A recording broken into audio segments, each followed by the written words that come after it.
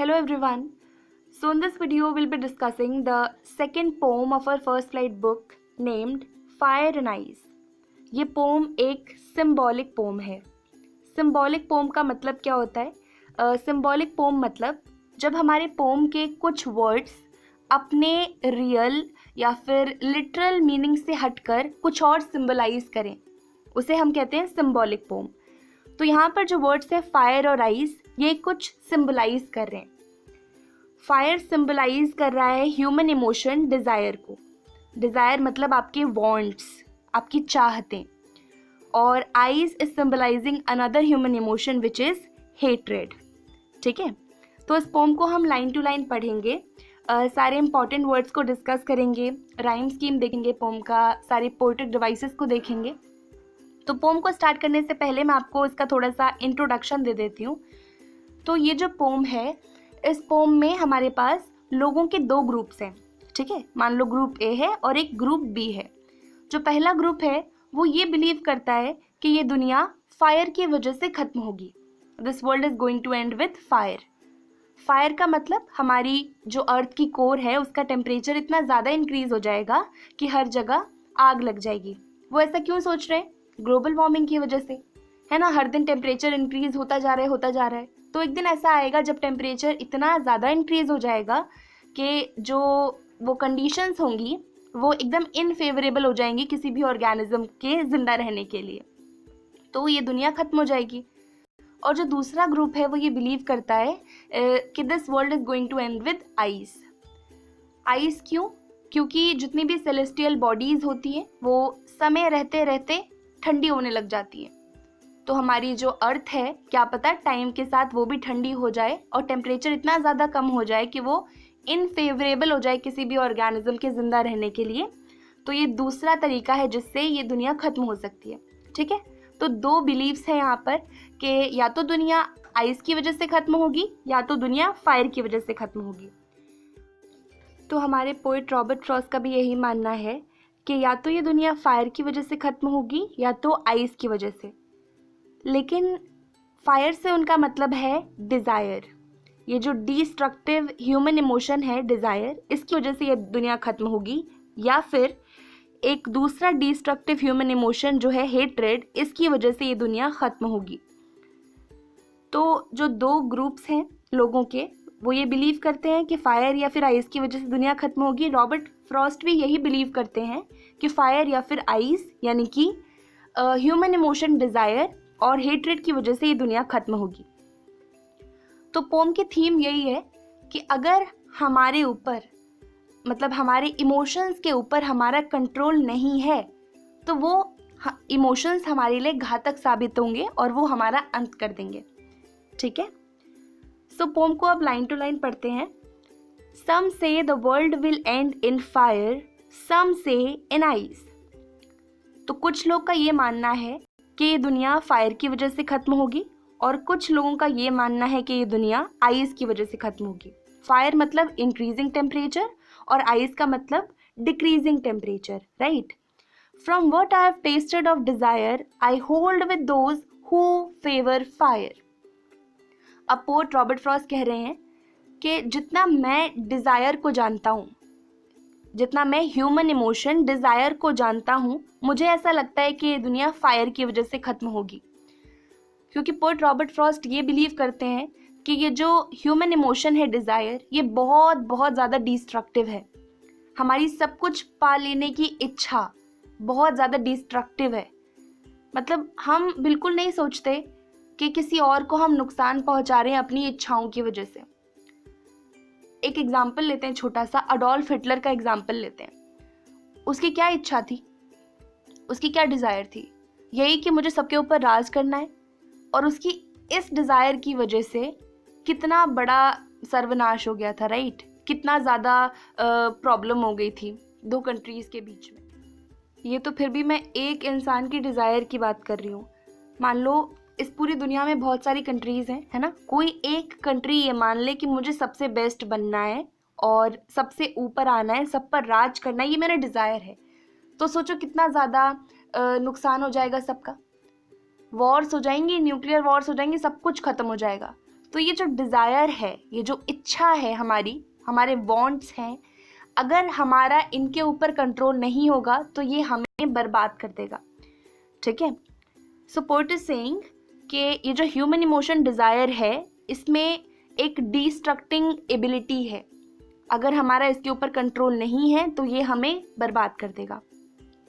So poet is saying कि मैं उन लोगों के साथ हूँ जो ये मानते हैं कि फायर की वजह से दुनिया ख़त्म होगी, क्योंकि मैं भी ये मानता हूँ कि ये जो डिज़ायर है इसमें इतनी ताकत है कि ये दुनिया को ख़त्म कर सके। अगला स्टैंजा देखते हैं। But if it had to perish twice, perish का मतलब होता है die. If it had to perish twice, I think I know enough of hate to say that for destruction ice is also great and would suffice. Suffice मतलब होता है be sufficient. तो अब जो पोएट का पहला आइडिया था कि ये दुनिया डिज़ायर की वजह से ख़त्म होगी, वो उसको तो मान ही रहे हैं, साथ साथ में ये भी कह रहे हैं कि ये जो दूसरा ह्यूमन इमोशन है हेट्रेड, इसकी वजह से भी दुनिया ख़त्म हो सकती है। ही इज सेइंग कि अगर इस दुनिया को 2 बार ख़त्म होना होगा तो eyes is also a good option. Eyes का मतलब उनका क्या है? Hatred. Hatred is also a good option. जो ये हेट है ये भी एक बहुत ज़्यादा डिस्ट्रक्टिंग ह्यूमन इमोशन है। हेट की वजह से घृणा और नफ़रत कह सकते हैं हम, नफ़रत की वजह से भी बहुत ज़्यादा क्लैशेस हो जाते हैं, लोगों के बीच में भी और कंट्रीज़ के बीच में भी।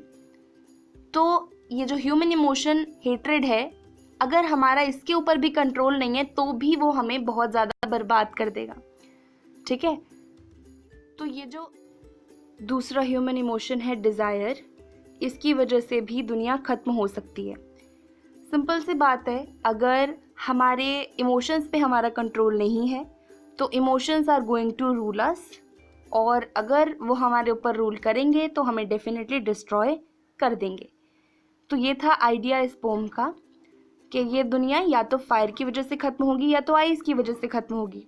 वो तो लिटरली ख़त्म होगी ही, क्योंकि या तो टेम्परेचर ज़्यादा इंक्रीज़ हो जाएगा या तो अर्थ धीरे धीरे कूल डाउन हो जाएगी।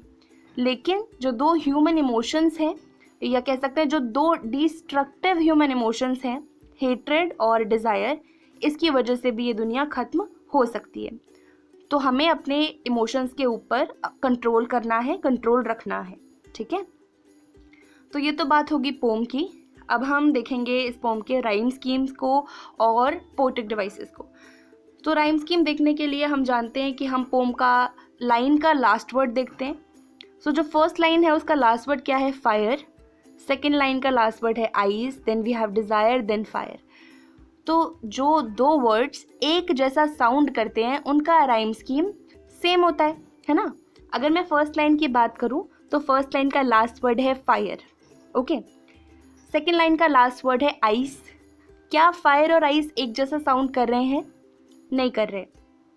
तो फायर को मैं राइम स्कीम दे दूंगी ए और आइस को मैं राइम स्कीम दे दूंगी B.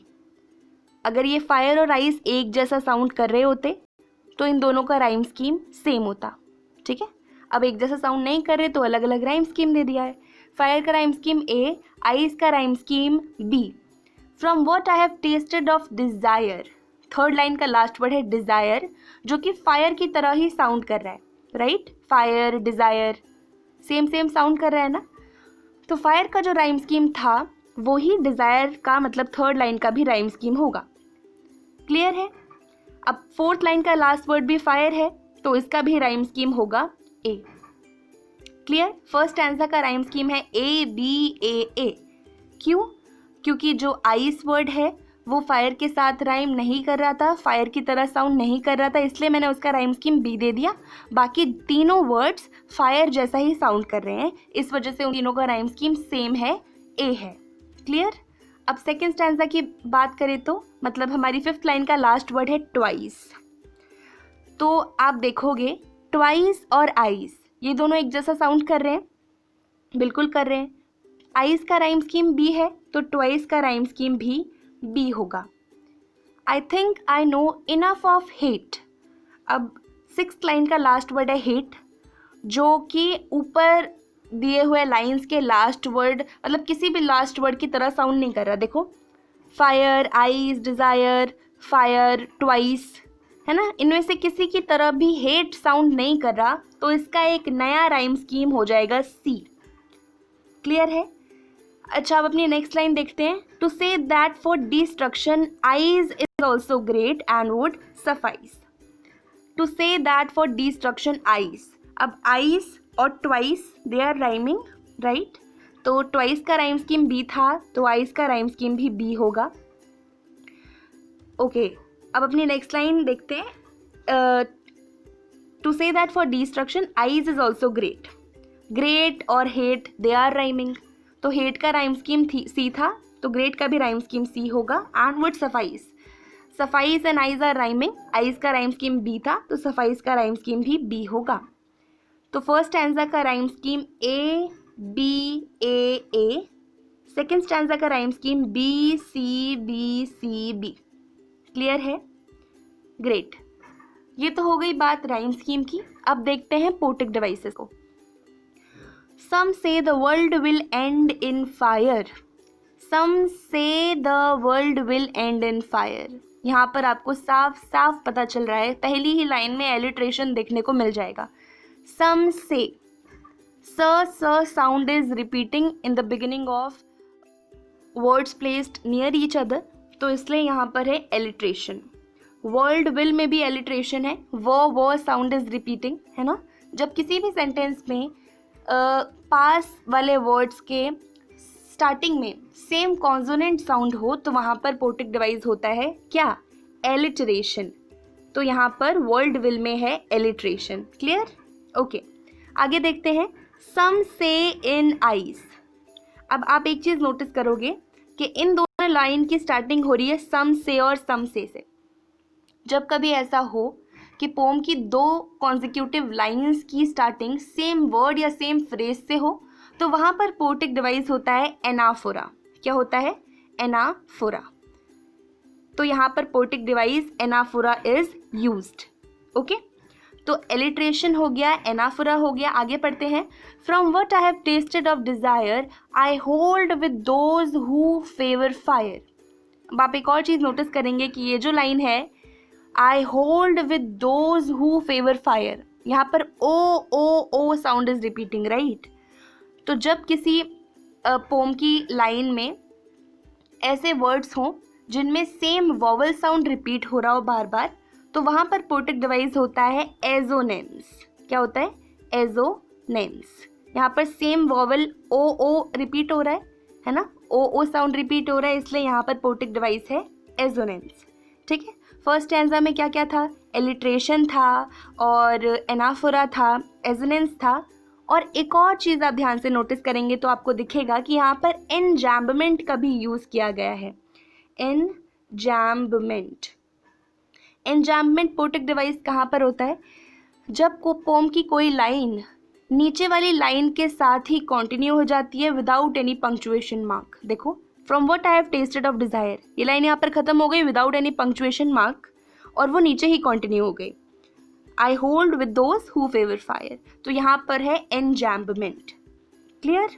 Okay, but if it had to perish twice I think I know enough of hate to say that for destruction ice is also great and would suffice. एक बहुत important poetic device which is imagery. Imagery मैंने miss कर दिया first stanza में। देखो, some say the world will end in fire. जब हम इस लाइन को पढ़ते हैं तो हमारे दिमाग में एक इमेज क्रिएट होती है कि ये जो दुनिया है ये बर्न हो रही है और ये दुनिया ख़त्म हो रही है। होती है कि नहीं होती है?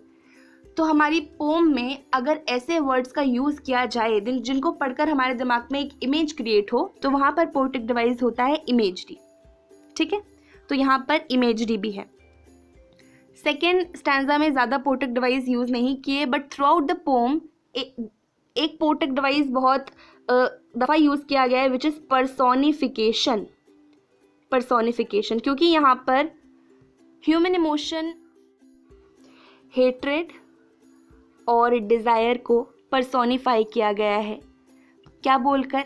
कि दे हैव डिस्ट्रक्टिव एबिलिटी, ये किसी भी चीज़ को नुकसान पहुंचा सकते हैं। They have destructive ability.